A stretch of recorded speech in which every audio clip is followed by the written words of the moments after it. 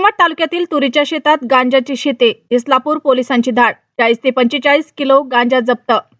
नांदेड जिल्ह्यातील किनवट तालुक्यातील शिवणी झळकवाडी दरम्यान असलेल्या जंगलालगत तुरीच्या शेतात गांजाची लागवड सुरू असल्याची गोपनीय माहिती मिळताच इस्लापूर पोलिसांनी रविवारी सकाळी अचानक कारवाई करत मोठ्या प्रमाणात गांजा जप्त केला।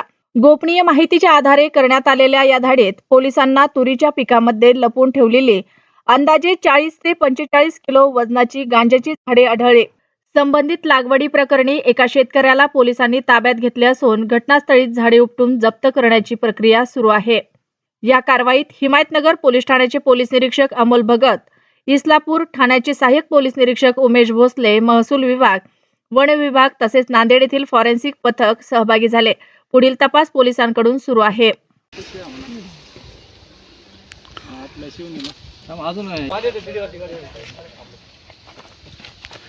ऑफिस उघडा आहे ना, तो मागून चहा मागत हां